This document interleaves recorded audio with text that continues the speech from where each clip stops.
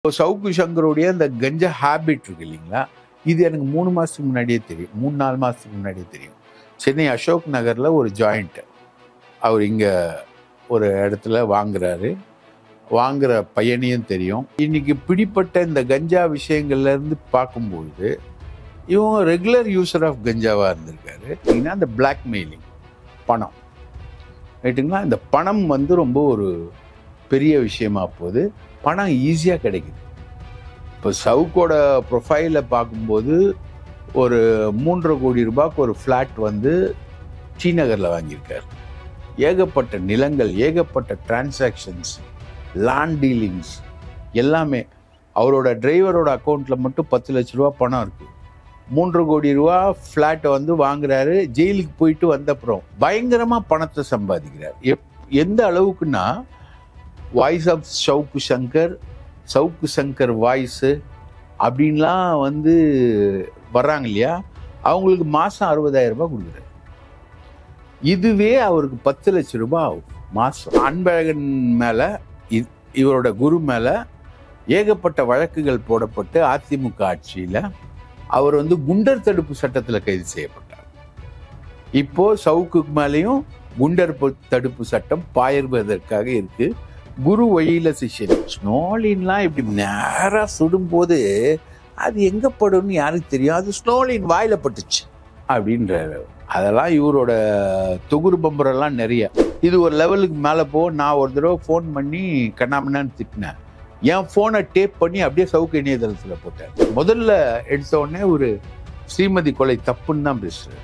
இவர், Felix Gerald எல்லாருமே ஸ்ரீமதி கொலை தப்புன்னு தான் வராங்க. டக்குன்னு இவர் அங்கே போறாரு. போயிட்டு அங்கே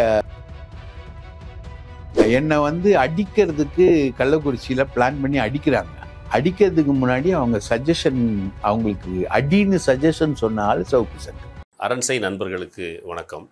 அரண்சை ஊடகம் சுயேட்சையாக இயங்குவதற்காகவே உருவாக்கப்பட்டது. நாம் செய்கிற வேலை உண்மையிலேயே மக்களுக்காக செய்கிறோம் என்பதை நீங்கள் நம்பினால், வாய்ப்பு இருந்தால் இந்த ரேசர் பே QR கோடுக்குள்ளே நீங்கள் அதை ஸ்கேன் பண்ணி எங்களுக்கு உங்களால் இயன்றதை, விருப்பம் இருந்தால் ஆதரவு தெரிவிக்கலாம். வணக்கம், இது அரண்சை. நான் ஹசீஃப். இன்று நம்மோடு மூத்த பத்திரிகையாளர் தாமோதரன் பிரகாஷ் இணைந்திருக்கின்றார். அவரை வரவேற்போம். வணக்கம். வணக்கம். சவுக்கு சங்கர் கைது செய்யப்பட்டிருக்கிறார். இதற்கு முன்னரும் கூட அவர் பேசிய பல விஷயங்களை நம்ம பார்த்திருக்கோம். முதலமைச்சரை பற்றி பேசியிருக்கிறார், முதலமைச்சரினுடைய மனைவி பற்றி பேசியிருக்கிறார், முதலமைச்சருடைய மகனை பற்றி பேசியிருக்கிறார், முதலமைச்சருடைய மகனும் அமைச்சருமான உதயநிதி ஸ்டாலின் அவர்களை பற்றி பேசியிருக்கிறார், இன்னும் பல பத்திரிகையாளர்களை பற்றி பேசியிருக்கிறார். அப்போதெல்லாம் கைது செய்யப்படாத சவுக்கு சங்கர் இப்போ காவல்துறையினர் பற்றி பேசியதற்கு கைது செய்யப்பட்டிருக்கிறார். அப்படின்ற போது நம்ம இதை எப்படி புரிந்து கொள்வது? நீ எல்லையை தாண்டும் பொழுது பீலிப்பை சாகாடும் அப்பண்டம் சால மிகுத்துப்பேன். அதாவது ஒரு லோடு ஏறிக்கிட்டே இருக்கும். அந்த லோடு ஏறிக்கிட்டே இருக்கக்கூடிய சுமை அதிகமாகிக்கிட்டே இருக்கும் பொழுது அந்த வண்டியோட அச்சு முறியாது. ஆனால் ஒரு வண்டி சுமை அதிகமாக இழுத்துக்கிட்டே போகும்பொழுது அது மேலே ஒரு மயில் இறகு விழும். அதான் பீலிப்பை சாகாடும் அப்பண்டம் சால மிகுத்துப்பேன். ஒரு மயில் இறகு தான் விழும். அது அந்த அச்சு முறிஞ்சிடும். சவுக்கு சங்கருடைய கேரியர் எனக்கு பிகினிங்லேருந்தே தெரியும். நான் அவரை பற்றி பேசக்கூடாதுன்னு தான் இருந்தேன். எல்லா இடத்துலையும் நிறைய இதுவரை ஏன் பேச மாட்டீங்க அப்படின்னு. அது எங்களுக்கு கலைஞர் கற்றுக் கொடுத்தது தான். நக்கீரனுக்கு கலைஞரை பற்றி ரொம்ப மோசமாக ஒருத்தன் திட்டிக்கிட்டு இருப்பான். அவன் முன்னாடி நேற்று திட்டியிருப்பான், இன்னைக்கு கலைஞர் பக்கத்தில் இருப்பார். அப்போது அவருக்கு பக்கத்தில் போய் கேட்பாங்க, ஏன் கேவலமாக பேசுனா, அவனை போய் பக்கத்தில் வச்சுருக்கீங்க, இக்னோர் அப்படின்வார் கலைஞர். கலைஞர் ஆங்கிலத்தில் யூஸ் பண்ணுற வார்த்தையில் ஒன்று இக்னோர், கண்டுக்காத அப்படின்னு. அந்த மாதிரி சில பேரை நம்ம வாழ்க்கையில் கண்டுக்காமல் இருப்போம். அது ஓகே அப்படின்ற மாதிரி ஒரு இதெல்லாம் ஒரு ஆளா அப்படின்ற மாதிரி இருப்போம். சவுக்கு சங்கருடைய உருவாக்கம் அப்படின்றதோடைய பரிணாமத்தோட பிரம்மாண்டம் எங்கன்னா அதுவும் ஃபெலிக்ஸ் ஜெரால்டு தான். நான் இந்த யூடியூப்லலாம் பேச ஆரம்பித்தோன்னே ராஜேஷ் தாஸ்ன்னு ஒரு அதிகாரி ரொம்ப மோசமாக நடந்துக்கிறாரு ஒரு பெண் எஸ்பி கிட்டன்னு சொல்லிட்டு நான் ரெட் பிக்ஸில் பேசுகிறேன். ஃபெலிக்ஸ் கூப்பிட்றான், நான் போய் ரெட் பிக்ஸில் பேசுகிறேன். அப்போது லிபர்ட்டி, ரெட்பிக்ஸு இது மாதிரி இருக்கக்கூடிய அரண்சை, இதுக்கு 3த்துக்கும் மாற்றி மாற்றி போவேன் நான். அப்போது ரெட்பிக்ஸில் பேசும்பொழுது அது ஒரே நாளில் 2 மில்லியன் பார்வையாளர்களை போகுது, பெரிய அளவுக்கு போகுது. அது போன உடனே அப்போ தான் இவர் வந்து ட்விட்டரில், சமூக வலைத்தளங்களில், ஃபேஸ்புக்கிலலாம் இவர் இருக்கார், யார், சவுக்கு சங்கர். அதுக்கப்புறம் ஃபெலிக்ஸ் தான் கூப்பிட்றாரு இவர், தோழர் வாங்க தோழர் நீங்கள் பேசுங்க அப்படின்போது, அப்போது இவர் ஒரு விஷயத்தை வந்து இவால்வ் பண்ணி வர்றாரு. அதாவது சமூக வலைத்தளங்களில் வந்து சாதாரணமாக பேசுகிறத மதிக்க மாட்டாங்க, ஒரு விதமான ஒரு கிரிட்டிக் மனநிலையோடு பேசுகிறாங்க. இப்போ சீமானை பற்றி பேசுகிறார் இல்லையா, இந்த நிலம் கையில் சிக்கிச்சு, சின்னம் தொலைஞ்சிச்சு அப்படின்னு பேசுகிறார் இல்லையா. இதுதான் வந்து ட்விட்டரில், இப்போ நான் ட்விட்டரில் இருக்கேன், சமூக வலைத்தளங்களில் வந்து ரசிக்கக்கூடியவங்க.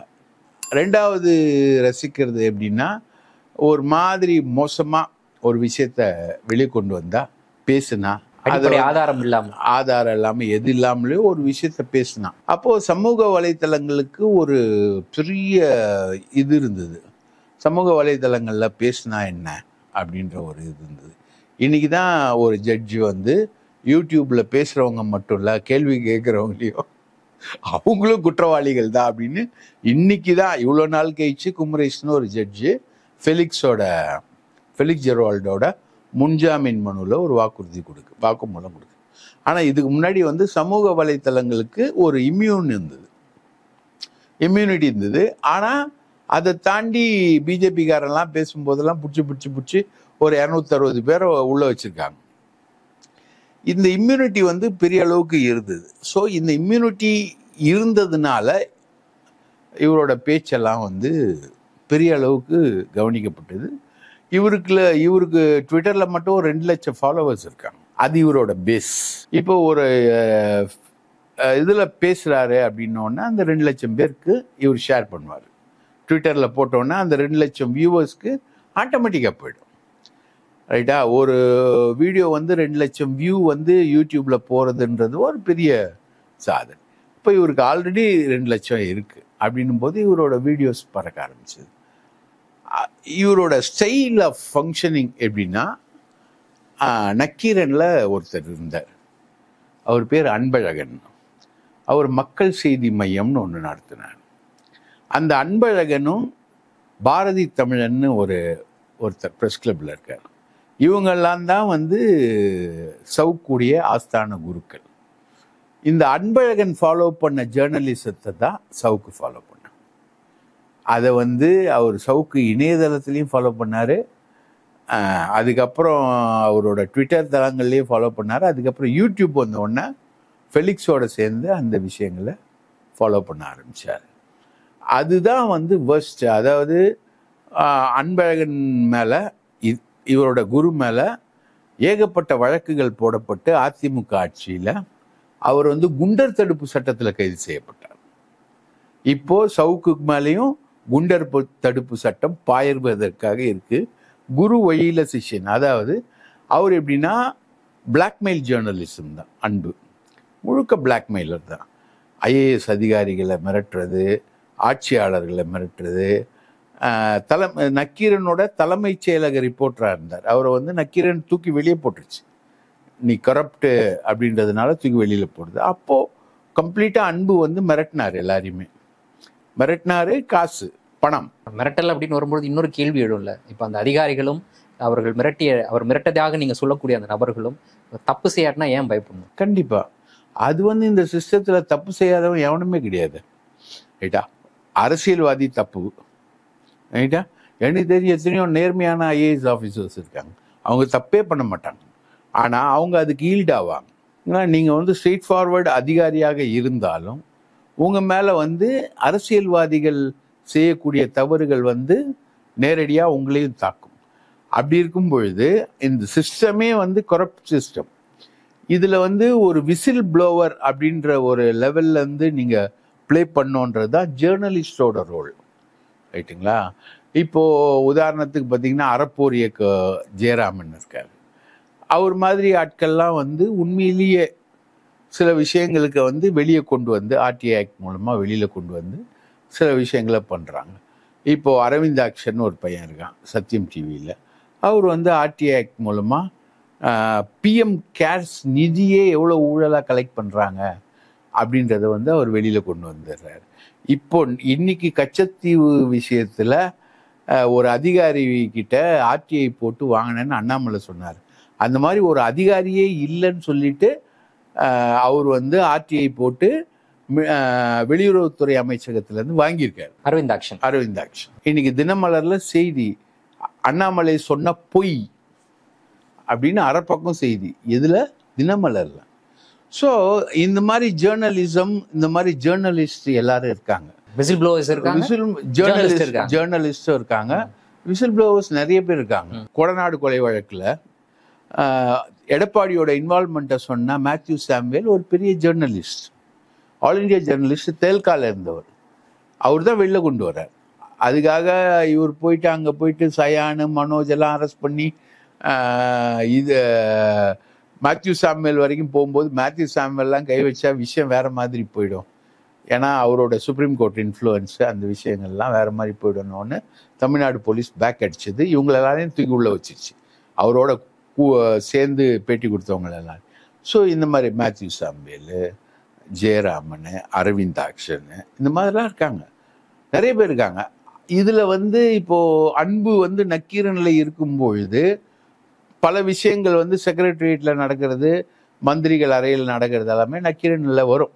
அதை வச்சு அவர் காசு பார்க்க ஆரம்பித்தார் அப்படின்னு தெரிஞ்ச உடனே தான் நக்கீரன் அவரை வெளியே அனுப்புது. நக்கீரன் வெளியே போனோன்னா நக்கீரன் சார்பாக ப்ரெஸ் கிளப்புக்கு அனுப்பப்பட்டவர் தான் அன்பு. அப்போ அங்கே ப்ரெஸ் கிளப் ஆஃபீஸ் பேரராகவும் இருக்கார். அப்படியே ஒரு டீம் அங்கே டெவலப் பண்ணிட்டார். அந்த டீமில் தான் சஸ்பெண்டட் கிளர்க்கும் போகிறார் சவுக்கும். அங்கே அவரை வந்து குருவாக ஏற்றுக்கிறார். ரைட்டுங்களா? இன்னைக்கு அந்த அன்பழகனோட யூனியனில் ஒரு ஜேர்னலிஸ்ட் வந்து நிர்வாகியாக இப்போ வந்திருக்கார் ஒருத்தர், அவரும் நக்கீரனில் இருந்தவர் தான். இவங்க எல்லாருக்குமே வந்து பார்த்தீங்கன்னா அந்த பிளாக்மெயிலிங், பணம், ரைட்டுங்களா? இந்த பணம் வந்து ரொம்ப ஒரு பெரிய விஷயமா போகுது. பணம் ஈஸியாக கிடைக்குது. இப்போ சவுக்கோட ப்ரொஃபைலை பார்க்கும்போது ஒரு 3.5 கோடி ரூபாய்க்கு ஒரு ஃப்ளாட் வந்து டி நகரில் வாங்கியிருக்கார். ஏகப்பட்ட நிலங்கள், ஏகப்பட்ட டிரான்சாக்ஷன்ஸ், லேண்ட் டீலிங்ஸ் எல்லாமே. அவரோட டிரைவரோட அக்கௌண்ட்டில் மட்டும் 10 லட்ச ரூபா பணம் இருக்குது. 3.5 கோடி ரூபா ஃப்ளாட்டை வந்து வாங்குறாரு. ஜெயிலுக்கு போயிட்டு வந்தப்புறம் அவருடைய கவர்மெண்ட்டில் அவருக்கு மாதம் 50,000 ரூபாய் கொடுத்துருந்த சம்பளமும் நின்று போச்சு. வெறும் யூடியூப்பில் பேசுனீங்கன்னா உங்களுக்கு எவ்வளோ கொடுப்பாங்க? 4,000 இல்லைன்னா 3,000 ரூபாய் கொடுப்பாங்க. அவர் வாரத்துக்கு 1-2 தான் பேசுவார். அவர் அதில் அவருக்கு காசு இல்லை.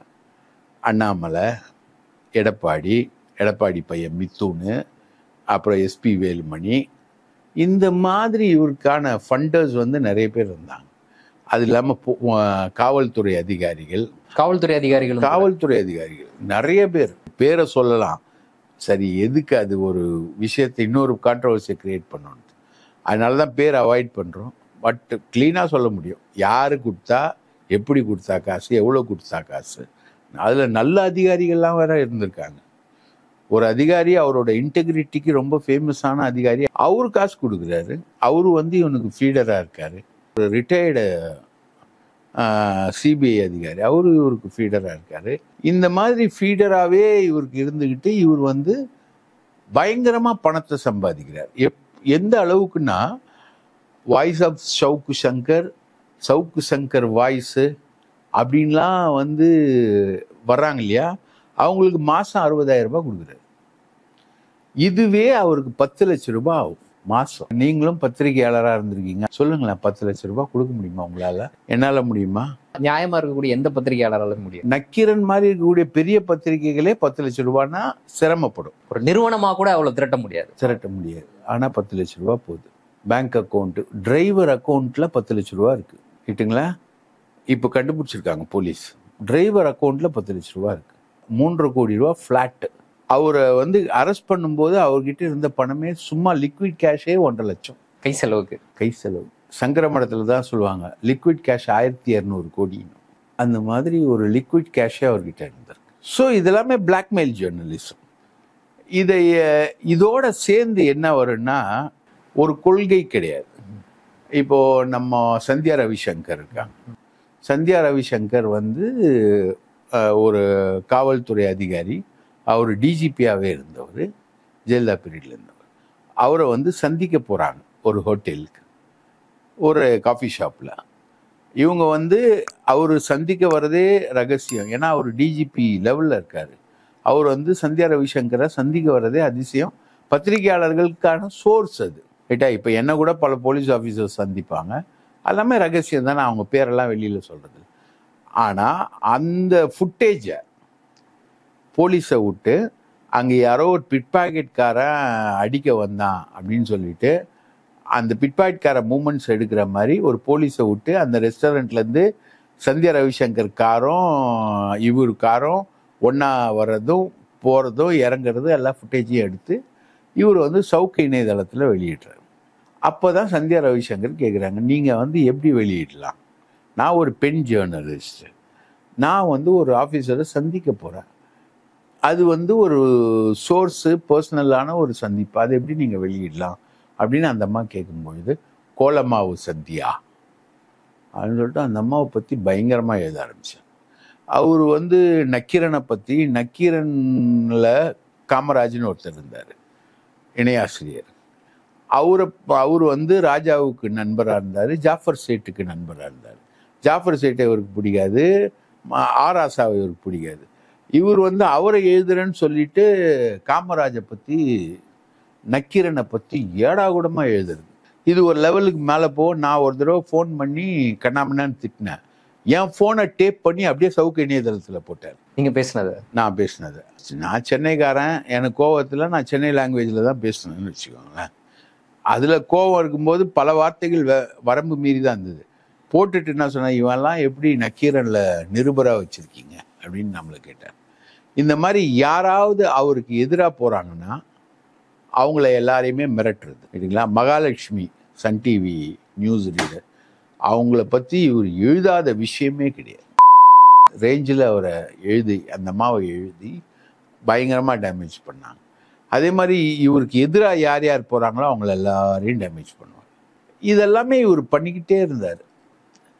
எங்கள் அண்ணன் தான் சொல்லி கொடுத்தாரு, தம்பி இக்னோர் பண்ணுங்க தம்பி, அதெல்லாம் நமக்கு எதுக்கு தம்பி, நமக்கு 1008 வேலை இருக்குது. நாங்கள் ஜெயலலிதாவை கடுமையாக எதிர்த்துக்கிட்டு களத்தில் நிற்கிறோம், இந்த மாதிரி இந்த சில்லுண்டி வேலைகளுக்கெல்லாம் எங்களுக்கு டைமே இல்லை. சரின்னு சொல்லிட்டு நான் ஒரு தடவை அவனை பேசினதோட விட்டுட்டேன். இவன் கண்டுக்கவே இல்லை, இது மாதிரி ஒரு ஆள் இருக்காருன்னு தெரியல. அதுக்கப்புறம் ஃபெலிக்ஸ் வந்து இவரை தூக்கிட்டு வந்து இவரை யூடியூப்பில் இன்ட்ரடியூஸ் பண்ணோன்னா இவருக்கு வியூஸ் வந்து கூட ஆரம்பிச்சுது.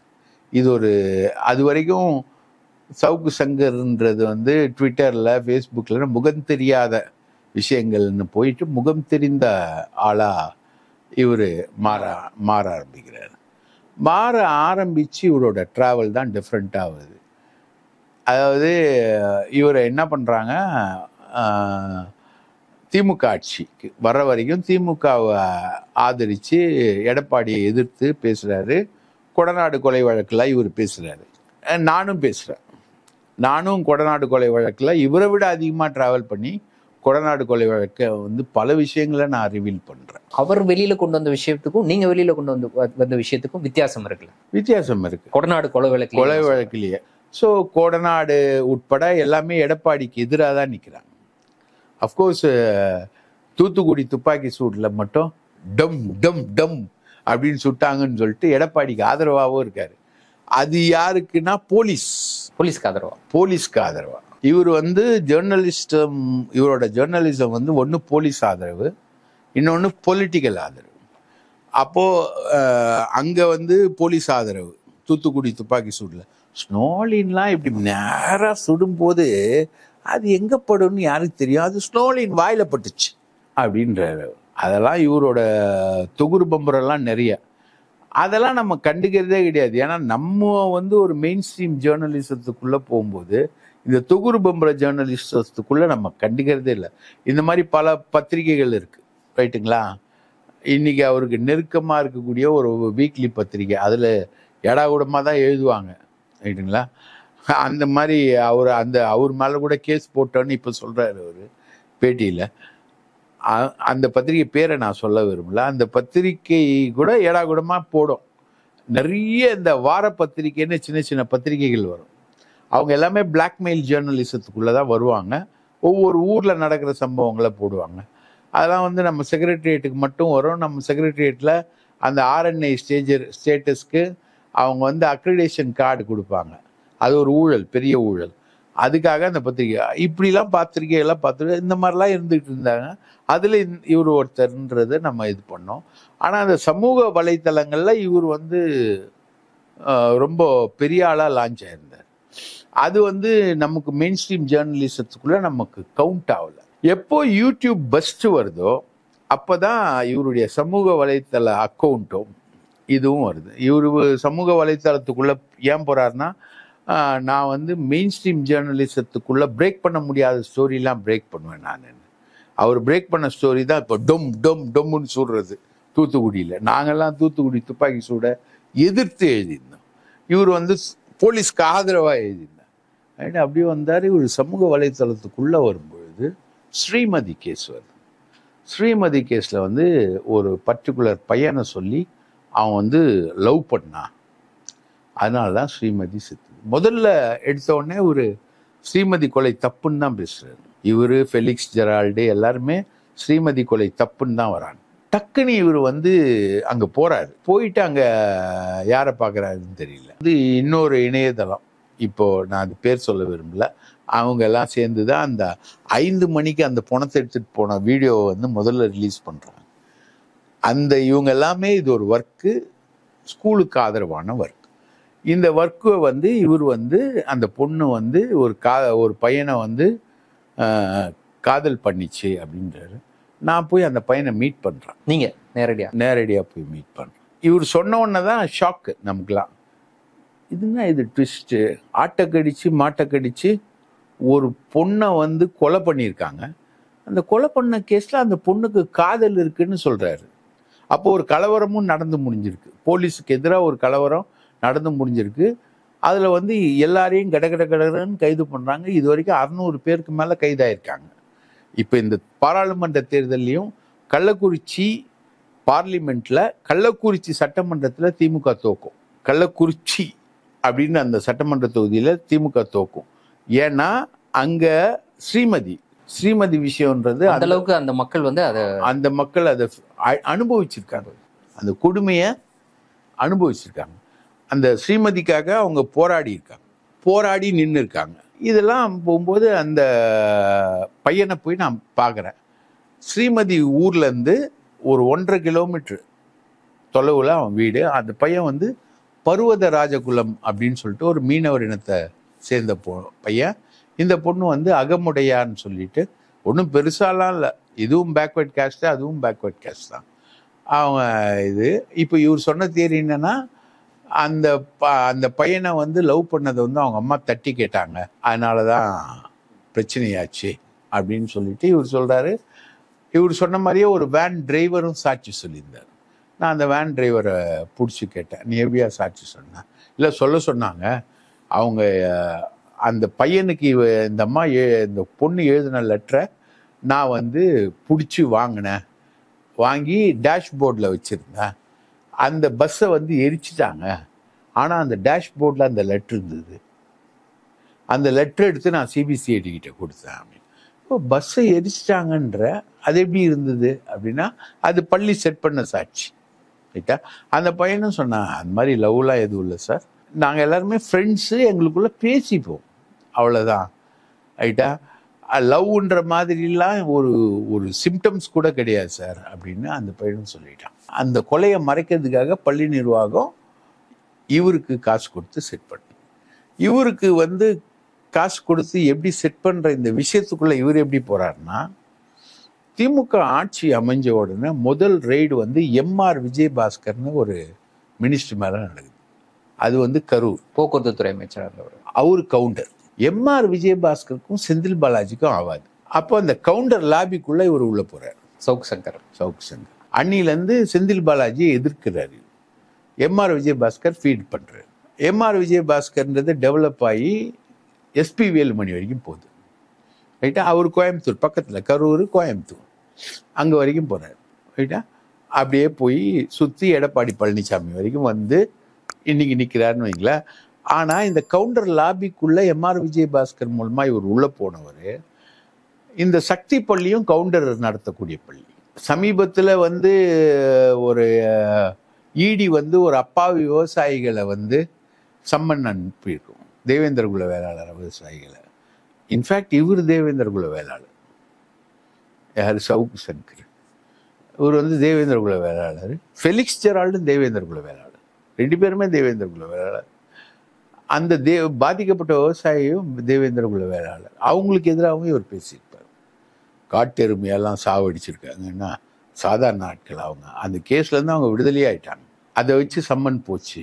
பிரவீனான ஒரு லாயர் அதை வந்து எக்ஸ்போஸ் பண்ணால் நம்ம கரிகாலன், ட்ரைப்ஸ் கரிகாலன் மாதிரி ஆட்கள் அதை வெளியே கொண்டு வர அது ஒரு இஷ்யூ ஆச்சு. அப்படிலாம் போனோம்.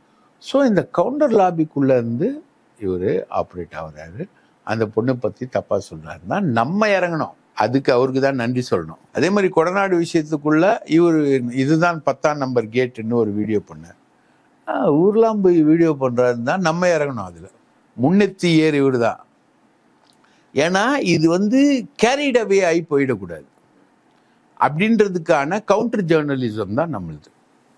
இப்படியே நம்ம பண்ணிட்டு போய் மக்களிடம் போய் சேர்ந்துடக்கூடாது, போய் சேரக்கூடாது. அதுக்கான ஒரு விஷயம்தான் அது. இது எந்த அளவுக்கு சீரியஸ் ஆயிடுச்சுன்னா, என்னை வந்து அடிக்கிறதுக்கு கள்ளக்குறிச்சியில் பிளான் பண்ணி அடிக்கிறாங்க. அடிக்கிறதுக்கு முன்னாடி அவங்க சஜஷன், அவங்களுக்கு அடின்னு சஜஷன் சொன்னால சவுக்கு சங்கர். இதுக்கு ஆதாரம் அப்படின்னு நீங்க எதை சொல்ல முடியும்? எப்படி நீங்க அந்த முடிவுக்கு வந்தீங்க? எனக்கு கிடைக்கக்கூடிய என்னோட சோர்சஸ் அவரோட ஸ்டைலில் தான் சொல்ல முடியும். ஏன்னா அதுக்கு முன்னாடி வந்து ஒரு டாக்டரை நான் வந்து இன்டர்வியூ பண்ணுறேன். டாக்டர் வந்து ஸ்ரீமதியை போஸ்ட்மார்ட்டம் பண்ண, தப்பாக போஸ்ட்மார்ட்டம் பண்ண டாக்டர். ரைட்டா? அதாவது அந்த அம்மாவுக்கு ஸ்வாப் டெஸ்ட்னு ஒன்று எடுக்கணும். அந்த டெஸ்ட்டையே வந்து எடுக்காமல் விட்ட டாக்டர். அவர் வந்து அந்த அம்மாவுக்கு ஸ்ரீமதிக்கு இடுப்பு எலும்பு முறிவு வந்து ஏற்படுது. அதையே வந்து போஸ்ட்மார்ட்டத்தில் ரெக்கார்ட் பண்ணாத ஒரு டாக்டர். அவர் என்னை பார்த்தோன்னே ஓடுறாரு. நான் அதை அவரை கண்டினியூஸாக துரத்தி வீடியோ எடுக்கிறேன். அவர் ஃபோன் பண்ணி சக்தி ஸ்கூலுக்கு சொல்கிறார், இந்த மாதிரி என்னை வீடியோ எடுக்கிறாங்கன்னு. அது வந்து ஒரு பெரிய எவிடன்ஸ். அது முடிச்சு போகிற என்னை அட்டாக் பண்ணுறாங்க. அப்போ இன் கன்சல்டேஷன் இவர் எல்லாமே இருக்காங்கல்ல, அந்த பள்ளியோட நெருக்கமானவங்களா இருக்கிறாங்கல்ல. ஏற்கனவே நம்ம சாவித்திரி கண்ணனை சொன்னாங்கல்ல, பத்திரிகை சுதந்திரம்னு 2 வருவாங்க, 2 மிதிங்க அப்படின்னு ஒரு தட்டை தூக்கிட்டு வருவாங்க 2 மிதிங்க அப்படின்னு சொன்னவர் இவர் சவுக்கு சங்கர்.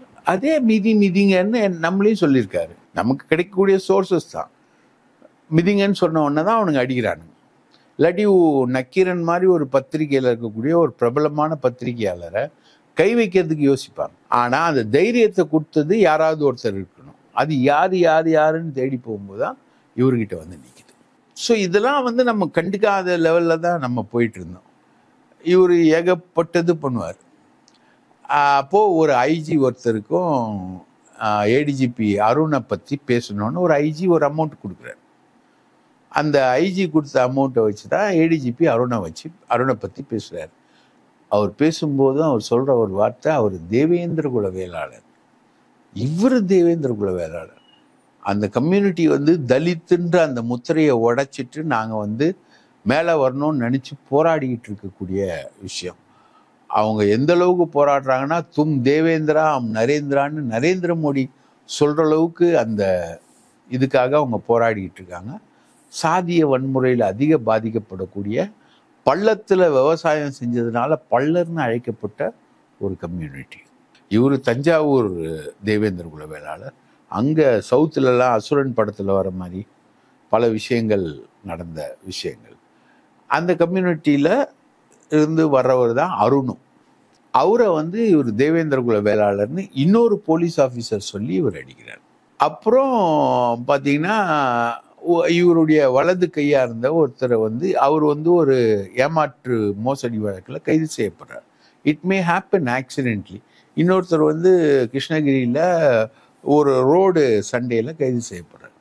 இந்த ரெண்டுத்தையும் வச்சுக்கிட்டு உக்காந்துக்கிட்டு இவர் பேசுகிறார், இஷ்டத்துக்கு பேசுகிறார். காவல்துறை பெண்கள் உட்பட எல்லாத்தையுமே பேசுகிறார். பேசி இது பண்ணோன்னா போலீஸ் வந்து இவரை கைது பண்ணோன்னு சொல்லிட்டு முடிவு பண்ணுறாங்க. அந்த ட்ராவல்லையே போகிறாங்க, இவரை கண்காணிக்கிறாங்க. அப்போ இவரோட கார் வந்து தலைமறைவாவதற்கு முன்னாடி ராம்நாடுக்கு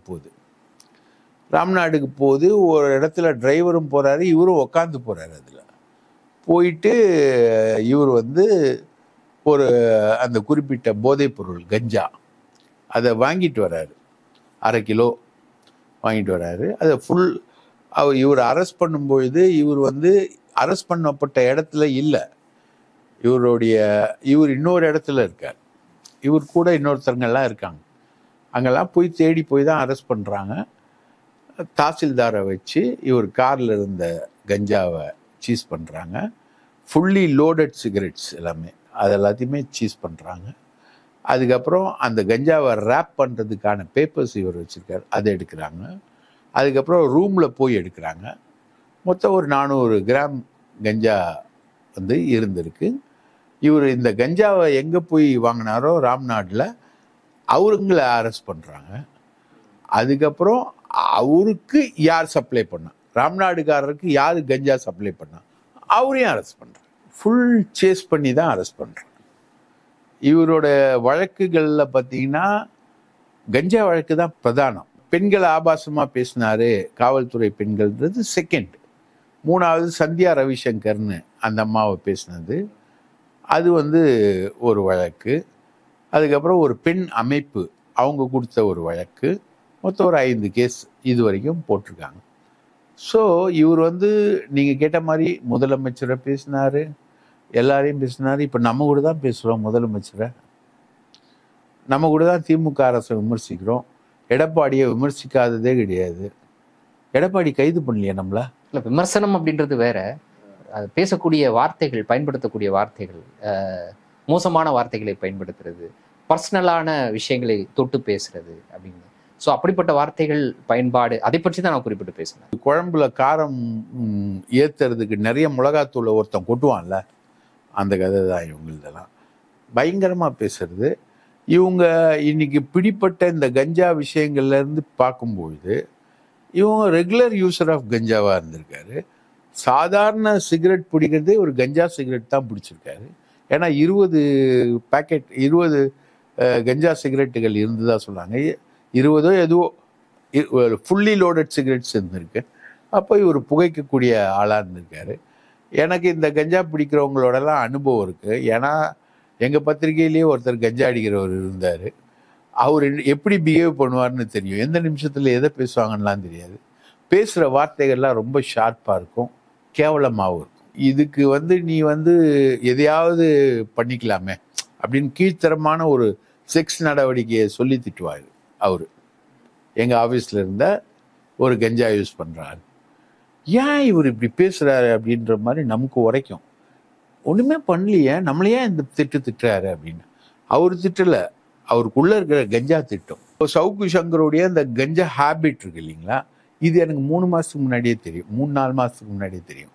சென்னை அசோக் நகரில் ஒரு ஜாயிண்ட் அவர் இங்கே ஒரு இடத்துல வாங்குகிற பையனையும் தெரியும், எல்லாரையுமே தெரியும், அந்த நெட்வொர்க் எல்லாமே தெரியும். அப்போது அவங்க சொன்னது வந்து இவர் ஒரு தனி ஆளாக இதை பண்ண மாட்டார், ஒரு குரூப்பாக பண்ணுவார். குரூப்பில் இருக்கிறதும் ஜேர்னலிஸ்டுகள் தான். வீடு யூஸிங் வந்து சினிமாலேயும் அதிகம். சினிமாலேயே பல டைரக்டர்ஸ் வந்து வீடை யூஸ் பண்ணுறாங்க அப்படின்னு. வீடுன்றது இந்த விதை கஞ்சாவை தான் சொல்லுவாங்க. அப்போது அது யூஸ் பண்ணுறாங்க அப்படின்றது தெரியும். ஊடகத்திலையும் இருக்கக்கூடியவங்களில் இந்த கஞ்சா யூசேஜ் வந்து இருக்குது. கஞ்சா தான் இப்போ நீக்கமர எல்லா இடத்துலையும் நிறைஞ்சு நிற்குது இல்லை. அப்போது இந்த விஷயங்கள் எல்லாமே தெரியும். ஸோ இந்த விஷயங்கள் வந்து போலீஸுக்கும் தெரியும். அப்போது உங்களை ட்ராக் பண்ணுறாங்க அப்படின்னும் போது, இப்போ நக்கீரன் மேலே இவ்வளோ தாக்குதல்கள், இவ்வளோ பிரச்சனைகள் நக்கீரன் மேலே வந்தது. ஜெயலலிதா தொடுக்காத வழக்கையில் ஒரு 300 எஃப்ஐஆர் மேலே ஒரு கஞ்சா எஃப்ஐஆர் காட்டுங்க. அந்த சமயத்தில் கஞ்சா வழக்கெல்லாம் பல பேர் மேலே போட்டுருந்தாங்க. ஒரு சரக்கு அடிச்சுக்கிட்டு தகராறு பண்ணான்னு ஒரு வழக்கு சொல்லுங்க, ரைட்டுங்களா? அஃப்கோர்ஸ் அவங்க வேற வழக்கெல்லாம் போட ட்ரை பண்ணாங்க. அதில் அண்ணனுடைய மாமனார் வந்து இறக்குற விஷயங்கள்லாம் வந்தது. ஆனால் இந்த மாதிரி போதைப் பொருள் விஷயம் வந்து நம்ம மேலே திணிக்க முடியல. ஆர்ம்ஸ் ஆக்ட் போட்டாங்க, துப்பாக்கி போட்டாங்க, கொலை வழக்கு போட்டாங்க, கிட்னாப்பிங் கேஸ் போட்டாங்க, பொட்டா வழக்கு போட்டாங்க. இதெல்லாம் விட அதிகமான வழக்குகள். ஆனால் கஞ்சா வழக்கு வரல. ஷெரீனா மேலே 11 கிலோ 10 கிலோ கஞ்சா போட்டாங்க. ஆனால் இந்த வழக்கு நக்கீரன் மேலே கஞ்சா வழக்கெல்லாம் வரல. ஸோ அதுக்கு மேலே வந்து போலீஸ் வந்து உங்களை எங்களை ட்ராக் பண்ணாததே கிடையாது. எங்கள் ஆஃபீஸை ரெய்ட் பண்ணாத மாதிரி இந்தியாவில் எந்த பத்திரிகை அலுவலகமும் நக்கீரன் போல தாக்கப்பட்டிருக்காது. எவ்வளோ விஷயங்கள், தாக்குதல்கள், எல்லா விஷயங்களும் எங்கள் மேலே நடந்திருக்கு. பட் ஆனால் இந்த போதைப்பொருள் வழக்குன்றது நம்ம மேலே வரல. ஒரு நீதிபதி மருமகம் மேலே கஞ்சா வழக்கு போட்டாங்க, ஷெரீனா மேலே கஞ்சா வழக்கு போட்டாங்க. நம்மக்கிட்ட வரல அந்த வழக்குகள். ஏன்னா நாங்கள் எல்லாமே ஒரு விதத்தில் டிசிப்ளின்டாக இருந்தோம். இதுக்குள்ளெல்லாம் நாங்கள் மாட்டவும் இல்லை, போகவும் இல்லை. ஸோ சவுக்கு சங்கரை பழி வாங்கிறதுக்கு தான் கஞ்சா வழக்கு போட்டாங்கன்றதுலாம் இல்லை. இவரோட ட்ராக் ரெக்கார்டு கஞ்சா தான். அதுதான் அல்டிமேட்டும். அதுதான் அதில் இவரோட ட்ராக் ரெக்கார்டு ஹெவி. இன்றைய தினம் எங்களோடு இணைந்து பல்வேறு தகவல்களையும் கருத்துக்களையும் பகிர்ந்து கொண்டமைக்கு மிக்க நன்றி. இந்த கைசாடையை பற்றி பேசுவதற்கு ஒரு வாய்ப்பு கொடுத்ததற்கு மிக்க நன்றி. மீண்டும் ஒரு நேர்காணலில் சந்திப்போம். நன்றி நண்பர்களே.